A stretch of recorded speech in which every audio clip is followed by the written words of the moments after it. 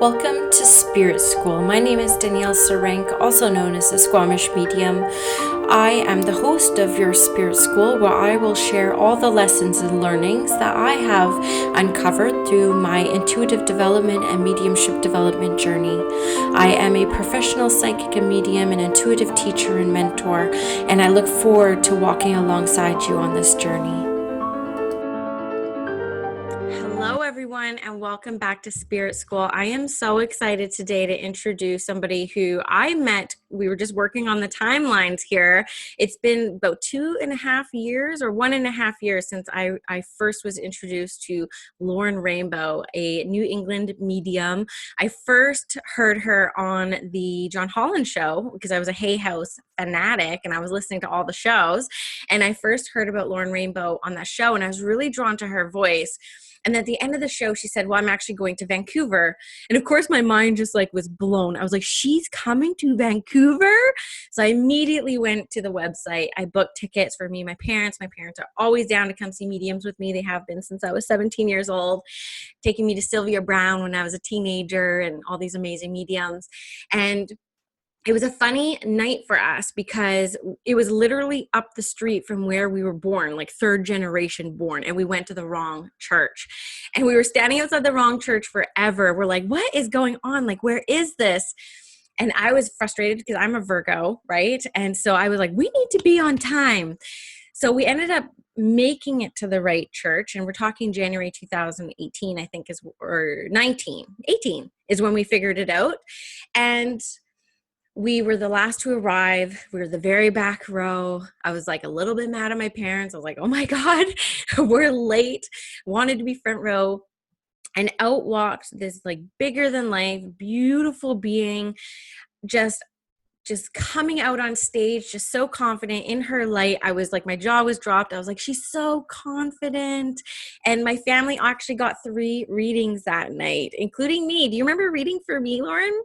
I do. I don't remember the message, but I remember at the time after we connected. Yes. I know. So I wanted to set that up because, the people who listen to Spirit School know how much fear I've overcome to even get where I am today in my spiritual practice, in my abilities. And you were a big part of me seeing what was possible, because I've always wanted to do demonstrations, but I was always really scared. And we'll get more into that as we go through the episode. But just seeing you fully in your power, just rocking the hell out of it, it just gave me so much confidence just through seeing you work. So I just wanted to say thank you, Lauren Rainbow, for coming on Spirit School.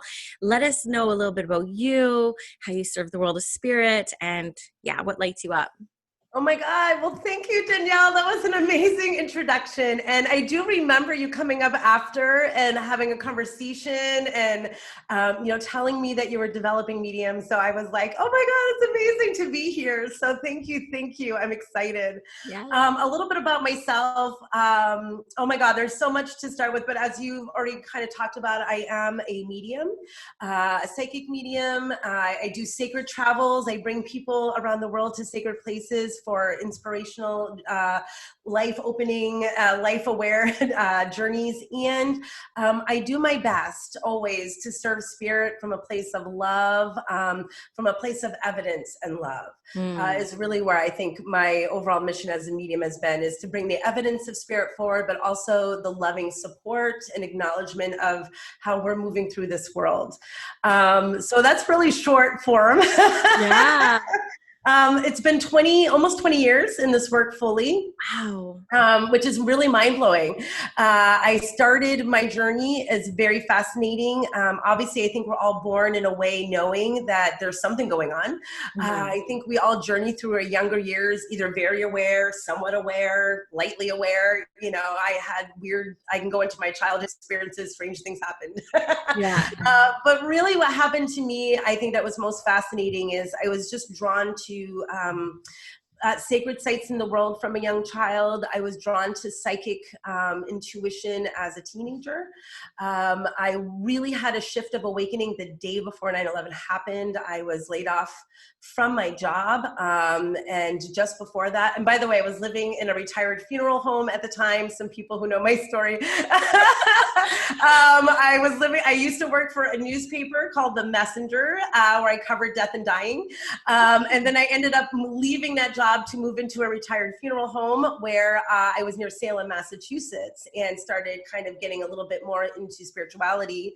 I lost my job the day before 9/11, and then I ended up at a metaphysical shop the day after 9/11, and I have been on this journey ever since. So that's really, I think, what started this for me in my 20s. And since 2001, it's been a journey of service, and an evolving journey of service for sure. Can you believe that was 20 years ago? 20 years ago. Wow. I know. I'm just like doing the math in my head. I'm like, she's right. I'm like, wow, it's like 20 years ago. So I'm kind of fascinated about this too, because I just took my end of life doula training last December, and my life is not quite set up to be a doula because I have really young children. So being on call does not work for my family. But did you ever feel a calling to kind of get into that work? That's interesting that you covered death and dying. It's one of my favorite topics, obviously, as a medium. Like, what was that experience like for you? Did you get to interview people like at end of life, or was it people just coming through grief? Well, for me as a journalist, as a newspaper journalist, the covering of death and dying was actually not, I did one story of a woman, a series at that time that was very much like a Tuesdays with Maury. Right, yeah. If you're familiar with that book, it had just come out, and, was a journey of someone, going through illness. And so I met with a woman every day. I won an award actually for the article on her journey of life. And I think about that now going, oh my God, I even forgot about that. That's a whole other lifetime. Totally. But the messenger and being a journalist for me was, it's amazing how I think to mediumship, we can be called in many different ways to serve, right? For you, as far as giving, we, as a medium, we do the evidential messages, that kind of piece. But then there can be like the end of life doula call, for example. For me, my calling has always been to tell the stories of those whose stories may not get said. And that's part of what I even do in my own messaging from spirit. It's not just the evidence. Yes, here's the evidence of who they are, but what was their life about? That's the message, isn't it? Not just who were they evidentially, but let's really get to the core of what their life is about, because our life is our message. So being a journalist, my calling to be a journalist was to write those stories of people whose messages needed to be heard. I ended up as a journalist in hard news, which is the death and dying side. That's like, crime scenes, which weirdly also set me up for mediumship. It gave me tools to interview spirit. So it was training me to be a medium before I even trained as a medium, because I had all these tools of interviewing. I just had to move it from the living to the spirit world, right? You probably have a boatload of references for how people die. Well, exactly, too. When you're on, I was in Vermont, which is a very northern part of our country, very much in the backwoods. You wouldn't believe what goes on in the country of some places. I bet. There's a lot of different things you see, but exactly, it gave me, for anybody who's a developing medium who listens, these are the things that give us the points of references that make us unique mediums. That's what I say. I said, the prerequisite to mediumship is a well-lived life. Really. True. It's like, because it's all about your references. And if you stay in spiritual context, if you stay in spiritual books, it's like you're limiting your references. Like you have to live life. You have to read something else, experience something else to kind of build those references, right?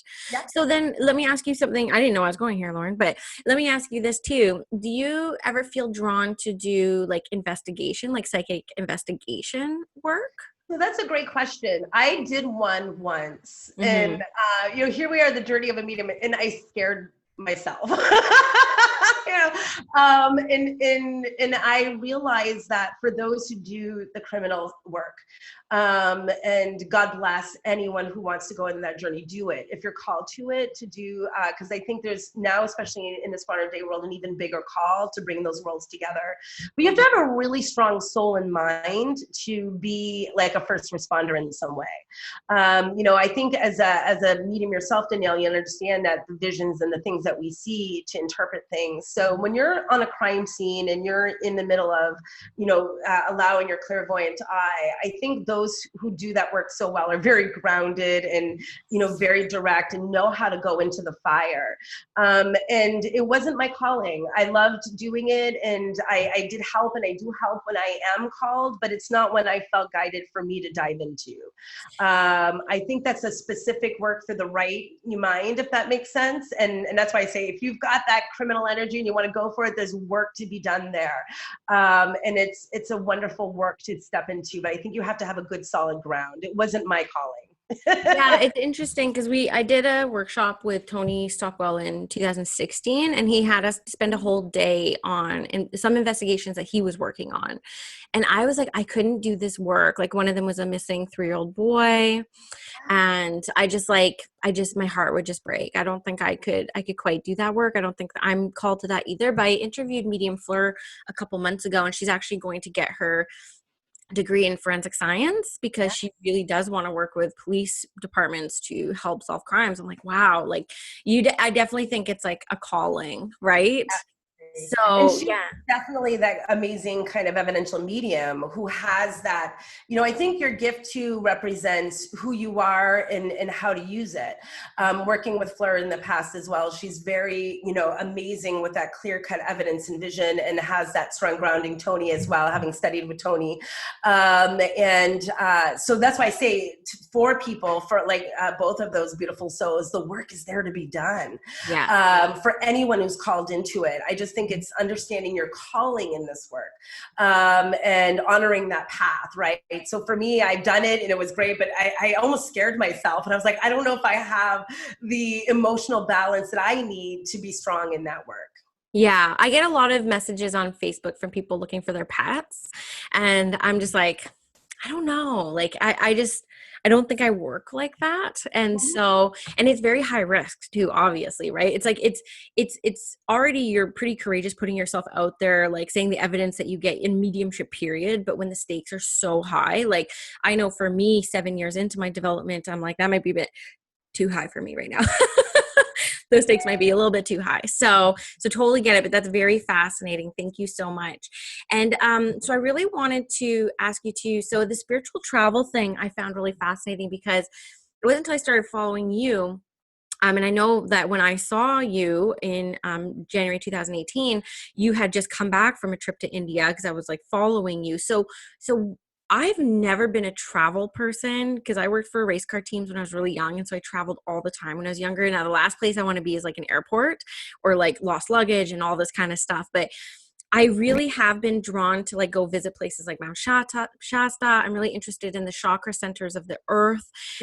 So what do you get out of these spiritual journeys and how does that fill you up? And you lead people through them too. So what does that look like?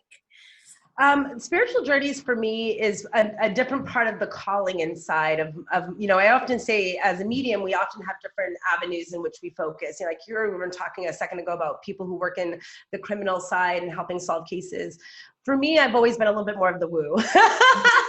I'm very evidential as a medium, which is my realistic side. But then there's a part of me that's spiritual a little bit more as we dive into the woo here, really connected to the sacred earth. And, I do a lot of work in shamanic development as well in my energy, which I think is a tribute to being a medium. So the medium is as we're in between worlds. And the word shaman is one who walks between worlds. So for me, the soul of connecting to the earth, like you're saying, the chakra chakras of the earth, working with the energies within to activate aspects of our soul to achieve even higher frequencies of vibration, vibrational states. Yeah. So I believe that there are really powerful sacred places that I have been to around this world. We'll talk simply about, for example, Egypt, the Great Pyramids of Giza. Everybody knows those. The Great Sphinx. Having been inside those pyramids, the power and the frequency inside these places can shift you, can raise your energy and your vibration. And I think for me, that's part of my journey has always been in the healing sides and healing training as well. And seeing mediumship even as a healing tool, that we're not only healing the living and offering love and support, but we're also even healing and raising the vibration of spirit when communication happens, right? So when we're out on these sites, what we do is we connect to the energy of the sacred lands, perhaps, the guides of those lands. Sometimes, like when I bring people to Peru, we sit with real shamans and, do sacred ceremonies and shift in frequency. I've been inside, like I said, the Giza Plateau. We create really special magical journeys too. Egypt is, our own private boat with private visits to these sites where we have Egyptologists and guides that give us opportunity to not only learn about the land, but to work and do little ceremonies around these areas as well. India is a fascinating place because it itself, I say, is just living, to just walk in India is to be activated because they're just a living spiritual culture. So, bringing people to these sacred lands is life-changing. It gives you a whole new view of the world. It gives you a different view of the spiritualities of the world. Yeah. I find that when people come back from these journeys, the groups that we've led, they take off in many different ways. They quit jobs and go and successfully go into different directions or relocate because they've been waiting to make changes.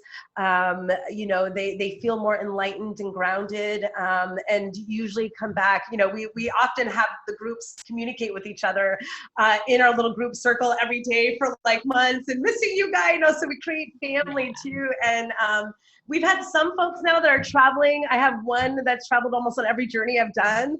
Wow. So it also creates a sense of family, but change. So the sacred journeys are really powerful for that. That is so cool. And I have a lot of listeners who are into the shamanic work as well as mediumship. So this will really speak to them. I know it will. And I want to ask you something too, because what do you feel about the energy of Vancouver? I know it does not compare to the Sphinx or like the pyramids or anything like that, but I have heard on different podcasts so many different spiritual teachers like Eckhart Tolle, Caroline Myss, like they say that there's like something to the energy of Vancouver. Did you feel that when you came here? It's interesting that you say that because when I was in Vancouver, I rented a car and I drove up even around the coast. And the first thing I thought was like, is this where they recorded the Goonies? As you're looking up and you see the little islands and I'm like, I feel like, waiting for the pirate ship to come by. They very well could have. We're known as Hollywood North, so they very well could have.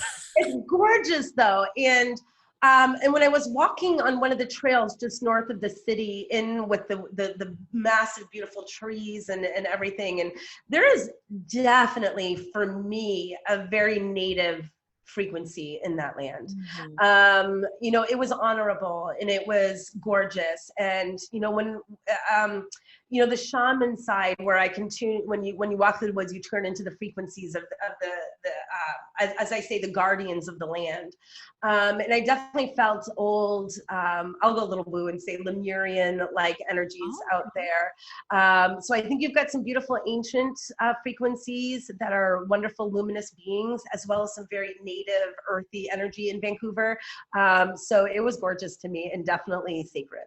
I love that. Okay. Yeah. Cause I've heard people explain it. It's like, there's something just about the energy just being so open here. Like the people are open, the energy's open, like people can work with ease here. Right. Whereas I know people who've gone to Australia and Australia is wonderful, but it's like a different kind of like energy as far as like openness in this kind of work. Right.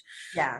So yeah, very interesting. So I kind of want to take you back to your development path. So like I know when I knew I was a medium and I had that first mediumship experience when I was 31, the rest of my life made sense. I was like, I've actually been experiencing this my whole life. But when you transitioned out of your journalist into this mediumship path, what was that first connection for you? What was that first experience for you? And what did your development path look like after that? Oh, wow. That's a big one, right? That's good. My first real connection with spirit that I realized something phenomenal was happening. I was living in the funeral home.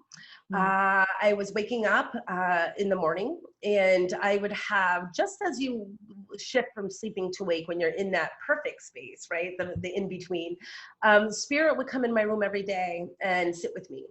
And I would have what I think a lot of people experience as a paralysis, a form of freezing energy, where my body could not seem to move while the energy of the spirit was in my presence. Mhm. After a bit of time, that would shift, and the spirit would shift. And that would happen every single morning for almost 6 months while I lived in this house. And that was pre to the 9/11 shift that was coming up to 9/11.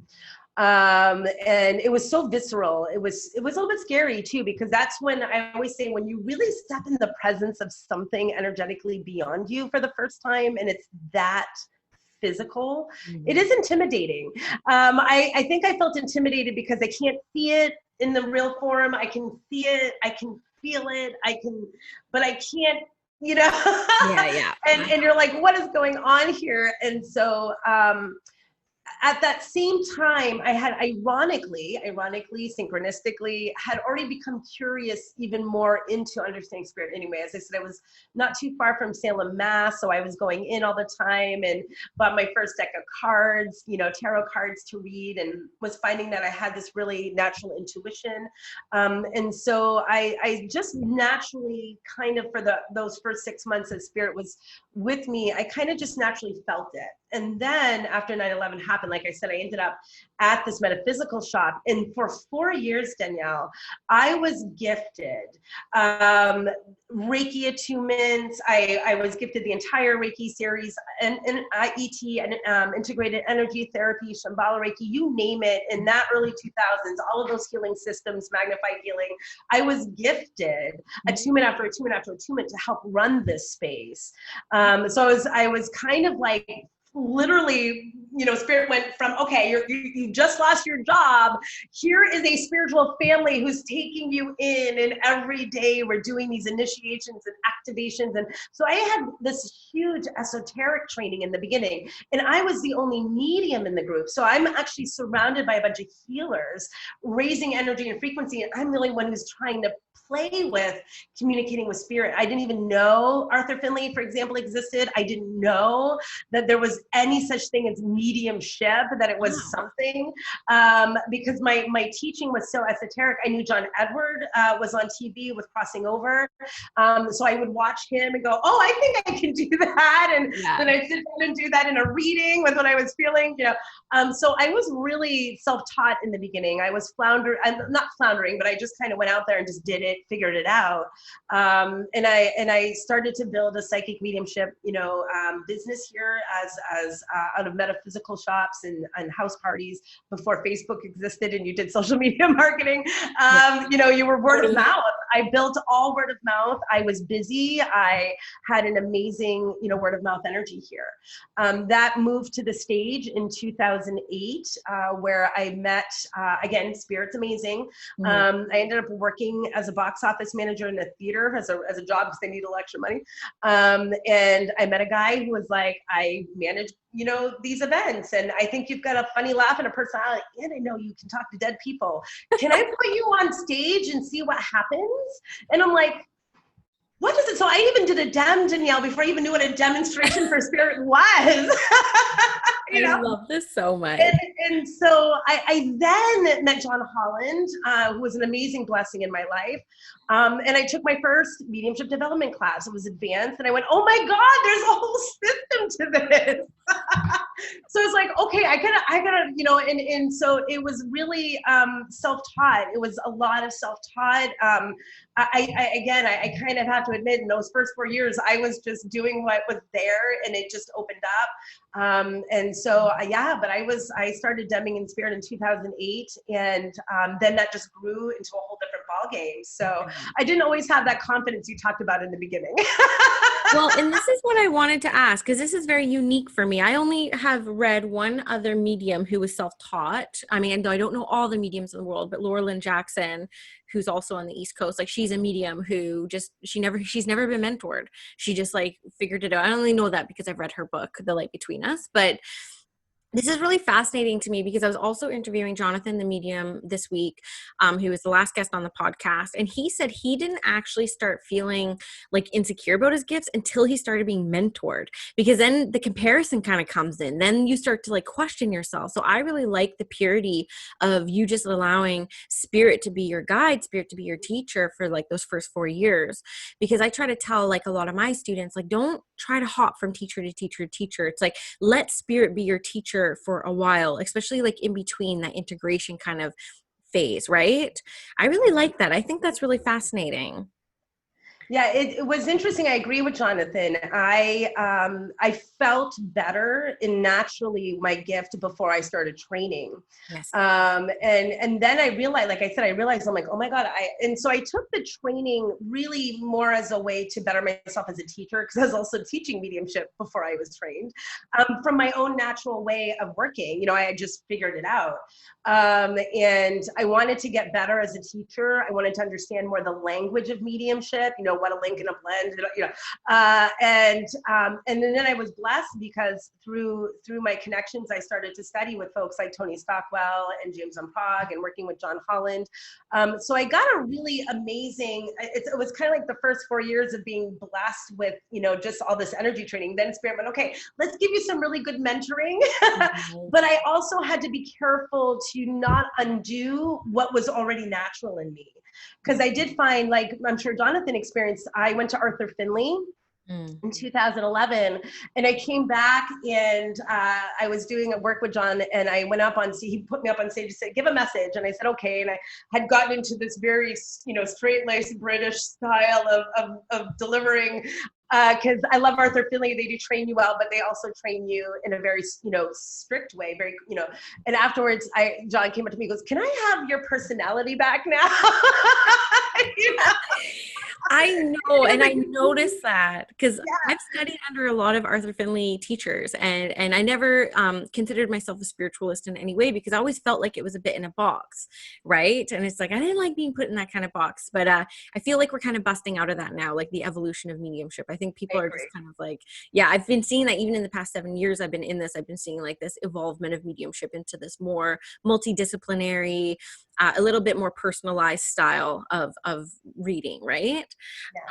So I love that. That is so fascinating. And I know that like you do work closely with John Holland. That's how I discovered you. And I know that you just released a deck with him, like you collaborated on a deck. So tell us a bit about this. Yeah. Oh, actually, hold on. I think I do have it. I'm like, I should have one ready, right? So I'm so excited. So this is our mediumship training deck.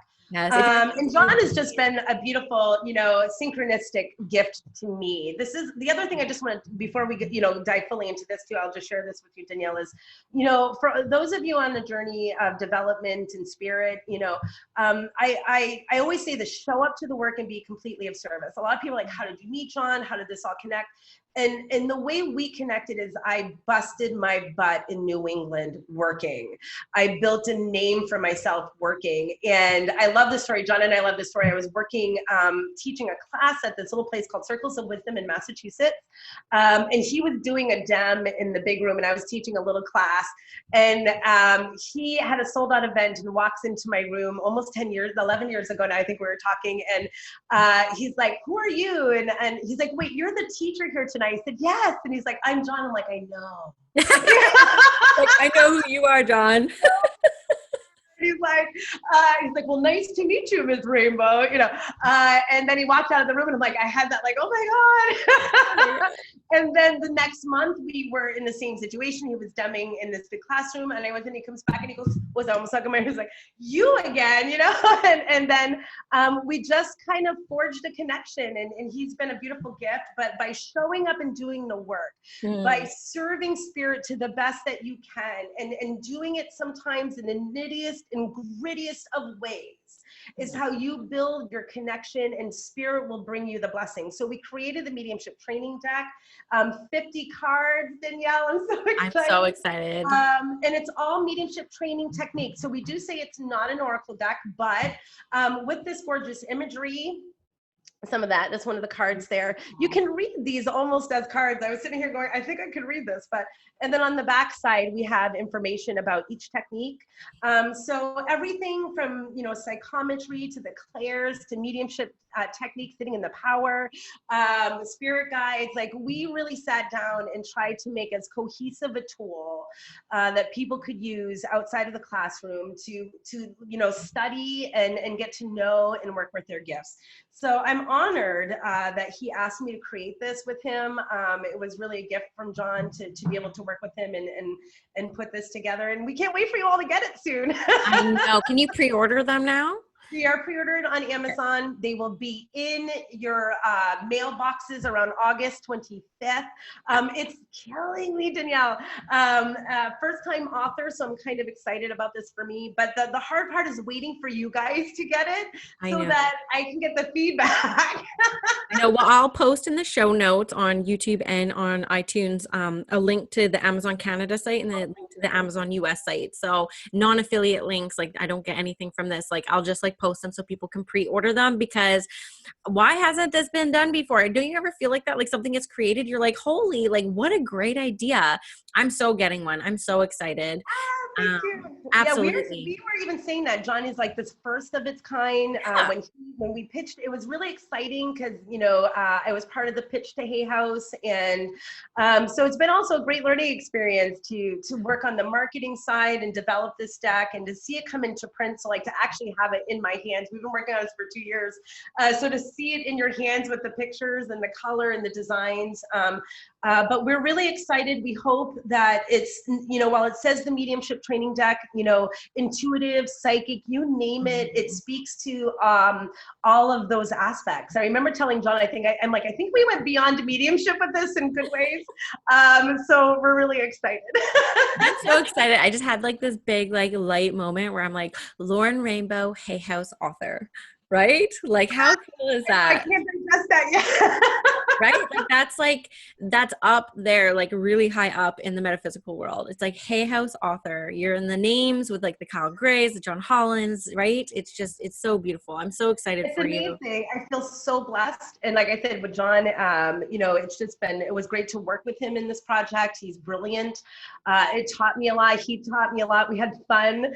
We're, as friends, we get along very well anyway, so it was a lot of fun and to put it together, and I feel really blessed. But yeah, digesting Hay House author has been how did that happen? You need to update your IG profile biostat, right? Yeah, thank you. I gotta do that.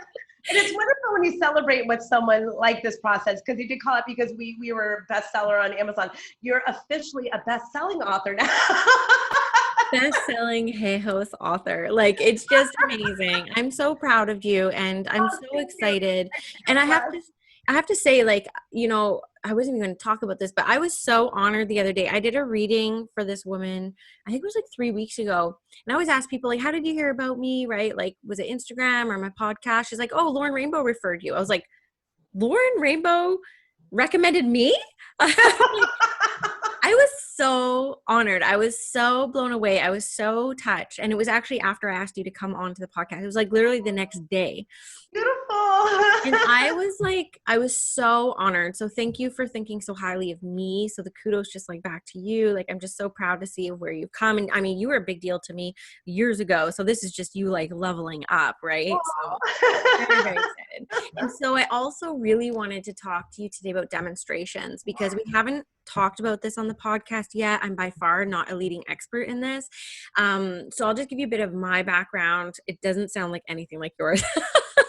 Because I discovered mediumship much later in life. I've always been interested in it. I've lived my life as a real big scaredy cat, not taking chances. I did take some chances, but was always like serving with fear. Like even my mediumship, I discovered like last year at some point, I'm like, I feel like I'm serving with like this guise of fear.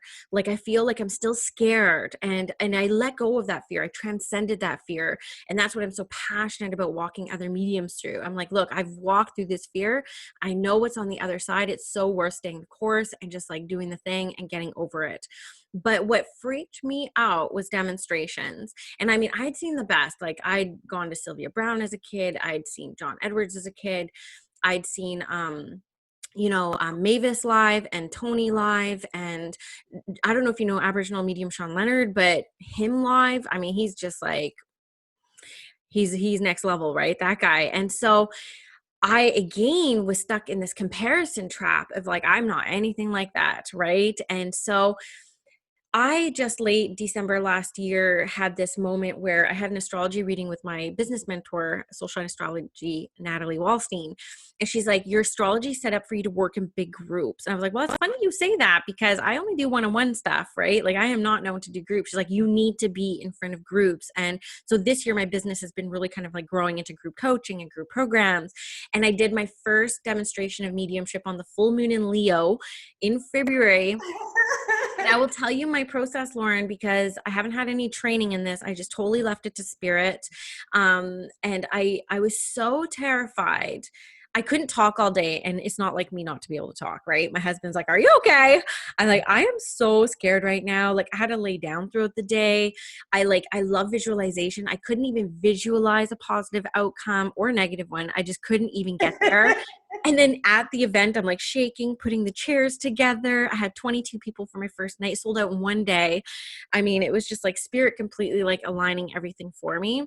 I couldn't meditate before. I just like prayed to spirit saying, oh my God, like, what am I doing here? And then I stood up and I started talking, and it was the most magical night of my life. Like I could like literally cry reliving how I felt up there, and like I get really emotional, really emotional.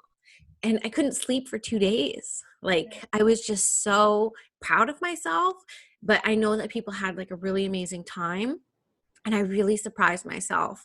And that was the scariest thing I've ever done. You know, I get so emotional reliving it. It's a good though, right? It's what I call spirit high.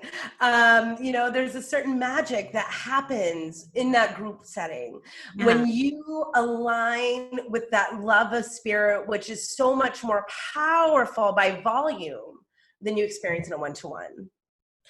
Yeah. And my clairaudience really opened after that experience. I got names. Like I was never a medium who really got names, and I got a name there, and I've been getting a lot of names ever since then. Yeah. Informations. I actually feel like my readings have improved because I'm like, I overcame the scariest thing in this work that I feel, other than probably being on TV, which I don't have any desire to be on TV, but it's like, I just, my whole life changed after that experience. So I did it one more time after that. The second experience was like much the same, where I was like kind of scared. It wasn't as like crazy for me, but I think I had like 3 suicides come through at the very beginning. And so like the energy for me was like quite intense. So it was different for me, and then COVID happened. I haven't been able to do it since. So I really wanted to ask you, like, explain to the audience, like, how do you prepare to go on stage? Are you ever prepared? Do you ever get unscared? And what is it like for you up there? That's a great question. I mean, for the first few years that I did DEMS, I've been doing DEMS, over 10 years now. And I was always terrified. I have the quickening. It would give me that feeling of anxiety.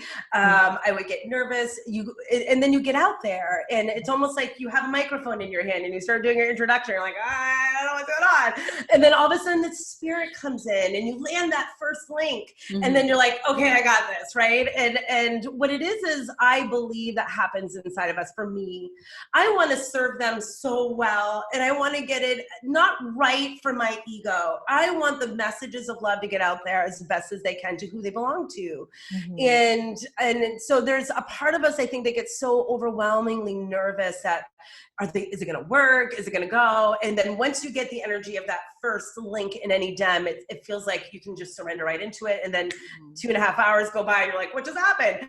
Yeah. It took me years to really get to a place where I feel a little less nervous, but I'm still always nervous. Okay. Good to know. Yeah. Oh no. And for me, Danielle, it started off as, 20 to 40 people. And one time here in New England, we did a show at my old theater I worked at. I went back for my first show, and, it's an 850 seat theater. I know every theater, every seat inside that theater, like the back of my hand, because I, lived in there for 2 years, and we sold it out. And it was my first ever dem of that size. And how do you prepare? You don't. You panic. I don't meditate. I'll be honest. I don't meditate much before a dem. My day of preparation, especially for the bigger of an event like that, the bigger the event, the more I am, quiet throughout the day. I don't have a lot of plans. I don't do a lot of readings. I really want to build my energy for spirit. I want to store it up, because when the bigger the groups that you do, the more energy you're going to output.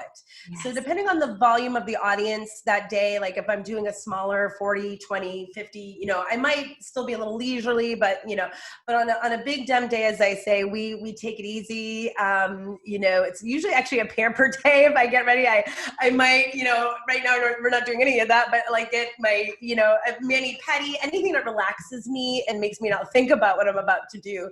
Yes. But the first time, Janelle, I always going to tell this funny story, is I was getting ready to go on stage that first sold out night, and they're backstage. It's a big theater. There's a lot going on. I am nervous as hell. My manager is a good friend of mine, and he's getting ready to put me on stage. He's like, do you need anything? I'm like, a bucket. Bucket right now. And he's like, do you really think you're going to be sick? And I'm like, I think so. And I've done theater, Danielle, too. So the other thing is my entire childhood was raised on the stage. My parents were thespians and choreographers. So I lived in the theater.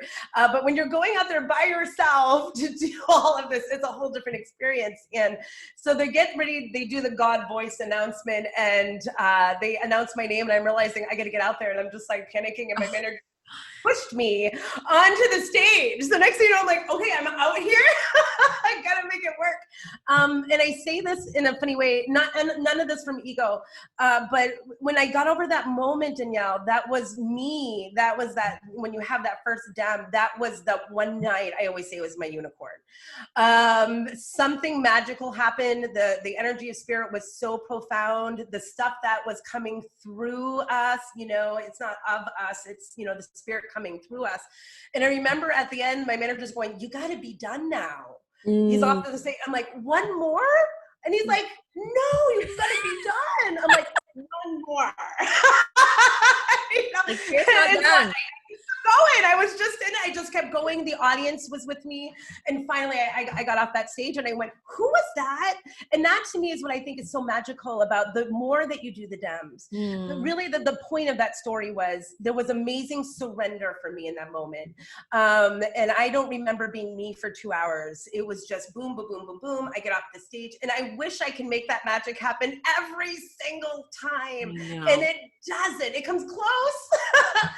But that's the other part about demming is there's from, through, to spirit, right? There's the spirit and there's us. We get our connection, and now you not have one receiver. You can have 20 to hundreds of receivers. Yes. It's like John Edward, thousands. I remember seeing Long Island mediums here in New Hampshire, 6,000 people. I'm like, what, right? And so, to me, there's a surrender that happens in the dem. And like you're saying, you get that beautiful spirit high. Like you, I was awake for well over 24 hours after that event. And that's also the other thing is monitoring your energy, because we do move very large volumes of energies for groups like that. Yes. So finding ways to bring your energy back to ground after a dem is also really important. So you're not also wearing yourself out for hours. So what do you do with that? What How do do I you do? ground? That's a Yeah. great thing. I actually do a lot of meditate. That's when I'll do a lot of meditation. I don't sit in the power. I do more of a quieting. Breath work is really important, because the other thing I think that you're learning, Danielle, what a lot of people may not understand as mediums is our energy is expanding by volume of sitters. Right. Right? Okay. So when you and I sit and do a one-to-one reading and the spirit comes in, yes, there's an expansion, right? We're opening our energy, we're light, we're raising our frequency, we're connecting with spirit. So now you're magnifying your receptive audience by however many are there. Yes. So that's going to make you expand even more. So as you grow in volume, because you will, your audience size, you will notice the bigger the audience, the more energy you're going to output. Yeah. But there's also a management that we have to have there, I believe, as a medium as well, is that you're now not only managing the energy of from, through, and to, but the to is now magnified by however many people. So while I'm delivering a message to one person, there is still other people in the audience who need to be receiving energy. Does that make sense? Yeah, I always say, like, I feel like with DEMS, because I've been to a lot of DEMS too, there's a healing that takes place. There's this like co-created energy that even if you do not receive a message, you don't hear my voice to you, you are receiving a healing, because that is the way spirit works. There's an intelligence there. If they can heal all these people at once, they're like, we will do that, right? So I do feel like there's Absolutely. this like energetic healing that takes place. I felt healed in a DEM where I'm just like, I didn't receive a message, but I'm like, man, I felt the presence of spirit, and that is a gift. And that's where I think that's that little magic that we have. And that's why you're having a lot of positive experiences from your DEMs. I know when the energy has been really great by the response. I don't need it, but if people are coming back to me saying, I didn't get a message, but that was wonderful, Yeah. then I know the energy, like you're saying, has been transferred or been received on multiple levels. There are times I walk off the stage though and go, oh, the energy wasn't quite right. And I think it's important that we all know that. I've talked with, again, some of the fellows that I worked with, like Tony and John, and we all have DEMs that you walk off the stage, you just go, oh my God, it was, I know. and that's the hard part about, my manager, we joke, because he works with comedians, and, what we do is not memorized. Every time we walk on that stage, I have no idea what's going to happen. I have no idea who's going to communicate. I have no idea what the night is going to look like. Yeah. And then you walk off the stage and you do it again, and you have no idea. So And um, it's so there's comforting hearing that. there's a braveness in knowing that, and Tony Stockwell, I love him as one of my mentors, has always said, and I believe this to be true: if you're meant to do this work, the spirit will sustain you. Yes. And I've had DEMs where I've come down and said, I don't know if I want to do this anymore. I don't know if I have heard Tony say that. I've heard Anthony say that. I've heard you say that. And it's comforting, because I always tell my students too, who I teach more one-on-one readings to. And I say, not every reading you're going to feel that really palpable energy of spirit. And I feel like we get rewarded almost with those magic ones that keep us going. And Yes, they same thing do. with DEMS, right? Because you're like, I want that again. It's like you're chasing that feeling, because it's The first time high. it is. It's like chasing a high. And I know for me, the second DEM for me was a lot harder. Like I had one of my best friends, I had made her stay behind him, like, talk me down, talk me down, talk me down. Right. But I received so much more feedback, positive, from that second one than the first one. So I feel even us as the channelers, we experience it completely different than the people observing. And I try to remember that too. It's like, I can't judge the story of what other people are saying about me. I can't even exhaust myself or spend my energy there. Right. But I've felt that. And then COVID happened literally a week after my last DEM. So I haven't been able to do it again. And I'm so excited to get back at it, because I just want to sit in that energy again. It was so much fun. A couple things I just wanted that really stuck out for me in your story was, one, there's no certainty in the spirit work. We are literally asked to leap first. We are literally asked to be courageous and just trust the world of spirit. And you've said that. It's like, we don't know what we're going to get in every reading. We don't know what we're going to get in every DEM. And it's like, we can't, there's no certainty in this work, right? And so it's all about courage. And I also tell a lot of my students, like, service is the antidote to fear. So when in doubt, just call upon service. Remember that you're here to serve. So you've already reiterated that as well. And there was something else too that really kind of stuck out for me, but I can't remember. But oh yeah, it was around not every single experience you have is going to be the same. And it doesn't mean that like you're not meant to be doing this work. It just means like, I think we keep our egos in check when we have these experiences. I also think we need to experience, you can't experience light without shadow. You can't experience like hate without love. Like we need to have these multi experiences so that we can really appreciate how powerful spirit is and how powerful we are. And then something else that just came to me when you're talking about your story is like, I love Gordon Smith, like the Scottish medium. Like he's just so practical. He's so grounded. So I love his books. And I remember this is how bad it is, Lauren. Like I have all his mediumship development books, and I used to skip over the demonstration chapters because I'm like, I'm never doing that. You were ready. I literally would flip over them. And after my first dem, or after my second dem, I pulled out his books and read the demonstration chapters, and I underlined a bunch of things. It was quite interesting. I'm like, man, it's so funny how I just like skip over these things. And he says in one of his books that it's like that first experience you have is spirit's way of showing you what you are capable of.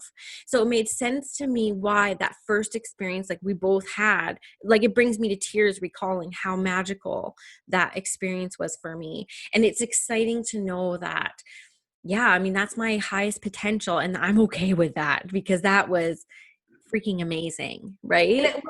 And I don't want to, I want to amend that just a little bit. That Sure. was your highest potential at that moment. Mm. There can be higher potentials, right? And I think that as we work more in our own self-work, and that's the other part about being a medium. I get frustrated sometimes in the development side of mediumship, and I'll just call that out in a sense that I think a lot of people just study only mediumship because they just want to learn how to do the gift. They want to learn how to make the evidence work, and they just want to make money on it. Yeah. And they don't want to do the self-work. And being a medium is not a job. It is a way that, yes, I am employed by spirit to serve them, and I do, survive on it. But it's a life work. It is a calling. And if I do not work on myself, if I do not grow myself, my gift will be limited to that one high. Yeah, I completely agree. I tell my students, I've said it before this podcast, I'm like, the healing journey and the mediumship development journey are parallel. When spirit says you make a declaration, I want to be a medium, what they hear is she's ready to heal. Right. And your shadows will come up, your insecurities will come up. It's like, so you have to be okay looking at yourself to be able to step into this work without a doubt. And I think the other key is to be willing to evolve. Be willing to, I always say that who I was 20 years ago when we started at 9/11, and who I am now as a medium, again, published now, right? Never thought 20 years ago when I did this, that was even a possibility. I started this journey never even knowing I would ever walk on a stage. And I evolved into all of that. And I'm still evolving today. My work itself now this year is going through a whole other evolution. I've taught many mediums in New England for 10 years, and now I'm ready to they're all doing the work now. And so I feel like a mama bear. I remember at first I felt like a baby, and like, so now like they're doing different work that I can now bring myself to do. So I think the other key is to evolve in this as well. And to allow yourself to grow and to always work in love and service, and you'll always be guided well. If there's one thing I do feel truly blessed by, and it's not been perfect journey, Danielle, there's been some struggles in this. The bigger, one of my mentors said to me, the bigger you get, the bigger target you become. Yes. And I don't like those words, but I was like, nah, that'll never happen. And like, whoa, there's also the thick skin that is sometimes needed to navigate this world. And it's taken me a while to really grow into that. And it's still a process, but I think that's also really important that as long as you're serving spirit, all the other things that get said about you and around you won't matter either. Yeah. And I haven't reached that yet. Like, I feel very blessed. I'm going to knock on wood. I've only had one, what I perceive to be a negative comment about me out there, but I'm just like, man, I'm like, I hope I will have to develop that skin one day. I know that that's going to be coming for me, but and like you, I'm still on the low end of that, but I've seen, some of our teachers go through some interesting things, and, other people making Facebook pages and false accounts and stuff like that. And I just go, Yeah. It's navigating this safely and healthy. And that's why I say, as long as you're working for your own self-care and not self-care, but self-development. And that's part of why the journeys happen, is also for me to grow myself as a spiritual being. Yeah. So it's a selfish thing. I lead the journeys and I guide, ceremonies and things, but at the same time, I'm also growing each time I go there. I know. I love that. And I think you're so right. And I remember one of the thing that stuck out the most for me, that when you read for me in that demonstration, which I mean, I wish there should be YouTubes of you doing demonstrations, honestly, like you're so good. And I've you're got a few little snippets out there. I need to do more. I know you need to have like a page or something so that we can see them all in like one place, because you're so good at doing these group readings. And I remember you like picking up on my gift, and then you kept saying to me, your grandma's saying you're in the right church but the wrong pew, right? And I was like, oh, that's really fascinating. And I felt, to me, that was like into the teaching, because I really found myself in my mediumship when I started teaching. Like I just feel like my calling is to be like a teacher in this, in a very kind of practical way. And then also I was really scared about considering going full time. I wanted to go full time, but I wasn't like, I mean, I didn't go full time until February this year. That was like one of the scariest things I've ever overcome, was giving up my corporate career to do this work full time. But your reading was really impactful on me with that process. And so, yeah, I just have to say thank you for that. And Oh, I had that in my lovely. head so many times, like the right church, the wrong pew. I was like, that is really fascinating. I loved it. I love home Um, group. well, this has been one of my favorite conversations. I think people are going to have so much to take away from this, especially around like even just me selfishly. I'm like, okay, not every dem is going to be amazing. And more I keep hearing, I saw Anthony Maraca and Tony Stockwell do a live on Anthony's Facebook like a month or two ago. And I they got both were talking about this. Like Tony was saying, there's still times I leave where I'm like, I don't know if I want to do this anymore.